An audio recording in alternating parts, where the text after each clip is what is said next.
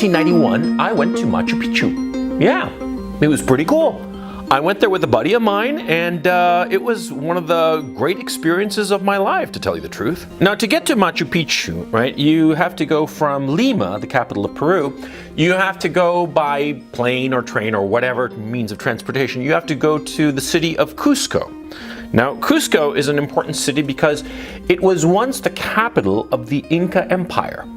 Now, when I went in 1991, of course, before going straight to Machu Picchu, we went to Cusco, me and a buddy of mine. We were traveling together, and we went to Cusco, and we had to stay there for a few days to get acclimated because it's quite high. Okay, that means that there's little oxygen, and when you climb up to Machu Picchu, which is higher still, if you're not careful, you could get into a little bit of trouble there. So it's smart to be in Cusco, stay in Cusco for at least a couple of nights to get acclimated, and then only then climb up to Machu Picchu. Now, during the days that I was in Cusco, I looked around. Me and my buddy both, we went around the city. This is the former capital of the Inca Empire, one of the great empires of world history, right?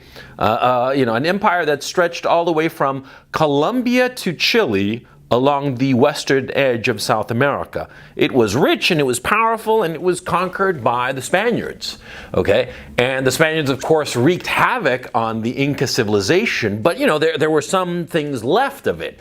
The highlight, of course, being Machu Picchu.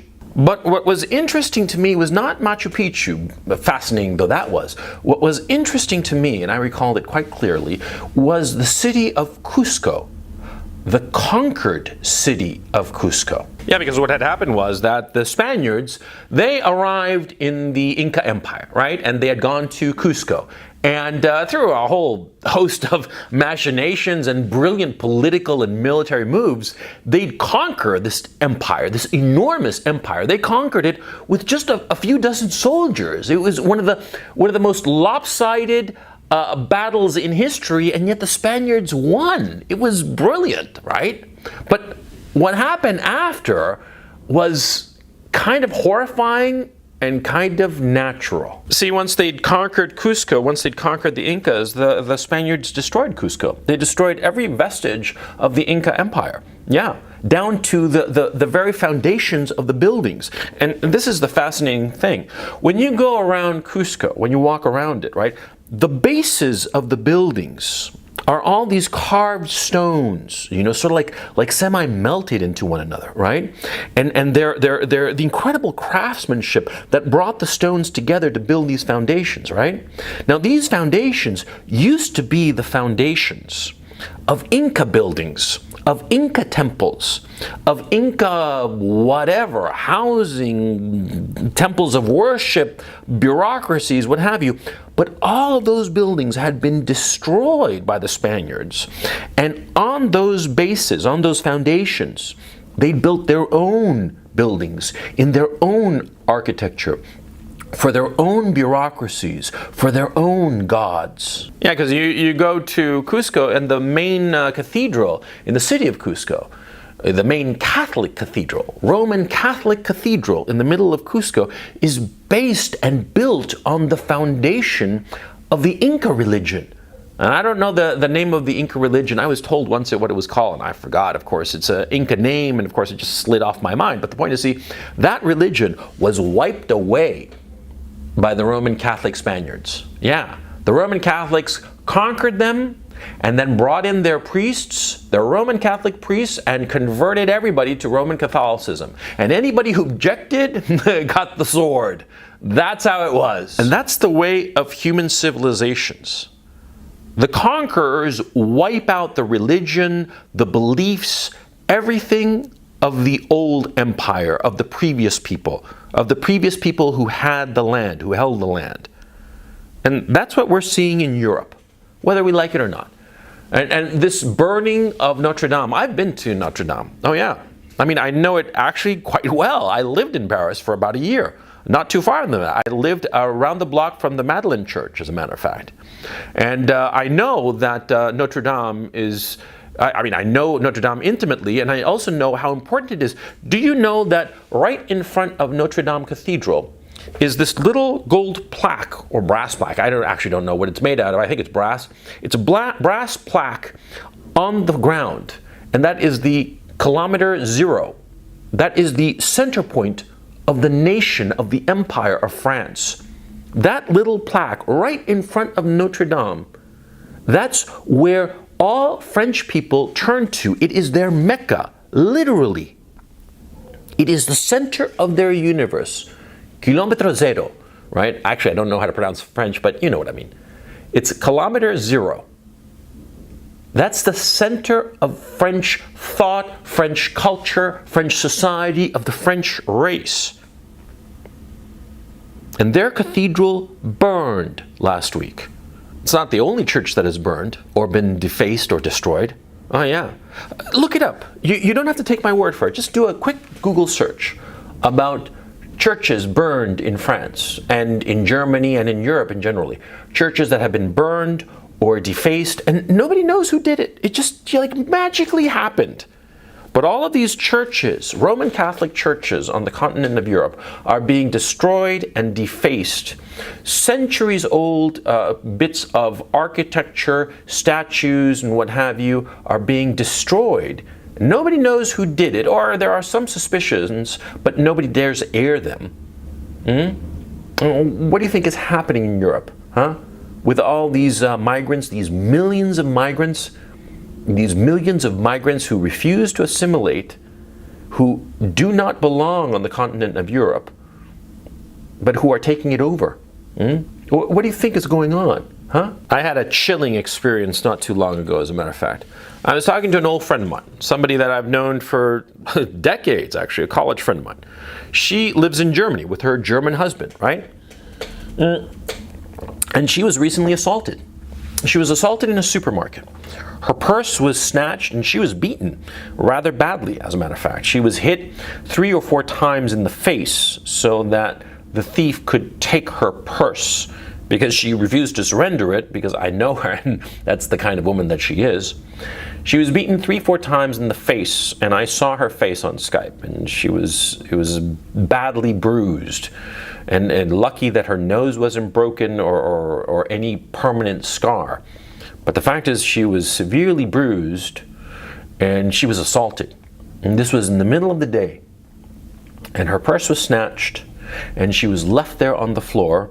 And the thief ran away, and the thief was not an ethnic German. He was clearly an immigrant, a migrant.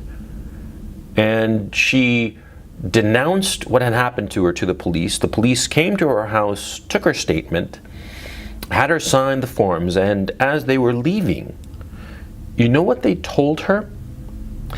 They told her that if she told what had happened to the press, she could be charged with inciting hatred. That's a true fucking story. My friend Brittany Pettibone is going to be married to a man named Martin Sellner. I have never actually interacted with Martin, but I understand that he's a great guy. And if Brittany Pettibone, who's a woman whom I respect and admire, is marrying him, then the guy must have a lot of qualities, because Brittany is a woman of quality, right? Now, Martin Sellner runs this group called Identity Europa. And because of a donation that he received over a year ago, over a year before the attacks in the Christchurch Mosque, right, because of this donation that he got from the Christchurch shooter, a year before of those events, Martin was investigated by the Austrian police. Martin was prevented from flying to the United States because, being as he is an Austrian citizen, his visa was denied to fly to the United States to get married to Brittany. Yeah, they're going to have to get married in Europe, okay? But, you know, what does that tell you? And see, what is Martin Sellner's sin? He is non-violently resisting the eradication of the European people on the European continent. That's what he's doing. It's perfectly reasonable for him to be doing that. He is an ethnic European, and he wants the continent of Europe to remain the home of ethnic Europeans. And he is pursuing that political aim by non-violent means. And the fact of the matter is, he's been quite successful at it, which is, of course, the reason that he's prosecuted all the harder. But see, what's fascinating is that he is being prosecuted and, persecuted, really, by Europeans, by European governments, by European bureaucrats. It is Europeans who are prosecuting and persecuting other Europeans who want to protect Europe from this flood of immigrants, from this suicidal policy. See, I've lived in Europe. I've lived in Europe all over the place. I lived in Paris, and I've lived in London, and I lived in Germany. I lived in a little town called Flensburg, right up on the Danish border. And everywhere I've gone over the last few years, because I still travel extensively in Europe, I see how migrants are overrunning and destroying the European cities that I've known so well. I'm seeing it. The first time I went to London was 1998, and it was a British city with a few scattering, clearly foreign people. Now, it's Londonistan. It is a Middle Eastern city. And you go to Paris. Paris is an African city. A clearly post-colonial African city, no different from, Johannesburg or whatever other city in Africa you care to name that used to have a strong European colonial presence but is now completely owned and controlled and dominated by the native black Africans. But see, here's the difference. See, Africa does belong to the native black Africans. Paris belongs to the French now, doesn't it? Not the Germans, not the British, not the Italians, and certainly not Middle Easterners or Africans. It belongs to the French. It's their home, right? Right? I saw this fascinating interview with this Jewish woman, an elderly woman, very well-to-do, very well-spoken, and she was living in Paris, and she was decrying what has happened to Paris, how it has been, overrun by these African migrants who are turning it into a post-colonial African city. And she was saying that she was getting to a point that she was so afraid of the crime and the random events going on around that she was thinking of moving to Israel. And she was lamenting the fact that, see, she could go to Israel. She had a place to go. But where were all her French Roman Catholic friends going to go? Because that was their home, and their home was being overrun. See, in my estimation, Europe is lost. I respect people like Martin Sellner who are trying their best to fight the good fight. I respect people like Tommy Robinson who are trying to keep Britain for the British. I respect that. But quite frankly, looking at it cold-bloodedly, I think it's a losing fight. I think that the fight actually was lost quite some time ago. I think that the Europeans, something in their soul, whatever it was, they surrendered, they gave up. And perhaps it was the two world wars, the two European fratricidal wars, where Europeans killed Europeans by the boatload. There were millions of dead young men in World Wars I and II. Between 1914 and 1945, tens of millions of Frenchmen, Germans, Englishmen, Italians, Spaniards, they all died. And who died? They were the brave, the courageous, the strong. Who survived those wars? The cowardly, the lame, the weak, the ones who couldn't go to war because they were just not up for it. They're the ones who survived. And they're the ones who had children and continued and endured. And the children and grandchildren of those weak, lame men are the ones today in power. So it's unsurprising that they are weak and lame. And so it's unsurprising that their continent is lost. To me, it is the greatest tragedy. European civilization has brought us everything that we have. European civilization, technology, the approach to learning, to science, everything good in our civilization comes from European culture. The scientific method, the great works of philosophy, the great discoveries that we have made in the last 100 years, 200, 500 years, they've all come from Europe. Europe, this poor peninsula, this poor little backwater, because Europe was poor. Europe was the dregs of world civilization. People don't seem to realize this. See, the center of the world was Asia, China. Those were the great empires. But during the Middle Ages, and during the poverty of that period, something coalesced and gave birth to the Renaissance in Italy that led to the Enlightenment. And the Enlightenment led to the brilliant civilization that we enjoy today. We enjoy the civilization, but it's being destroyed.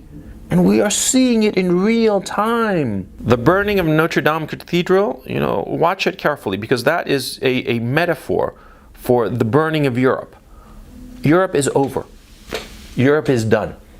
We are going to see it continue to slide down. We see it politically, economically, financially, culturally, but most of all, it's the people. The people have given up. The people of Europe have surrendered. And so the question becomes for all of us who are heirs to Western civilization, all of us who are outside of Europe, all of us who see what is happening. The question becomes for us, do we want to follow in this European suicide, or do we want to recover and reclaim our culture, our heritage, and carry it forward? That's the question for us.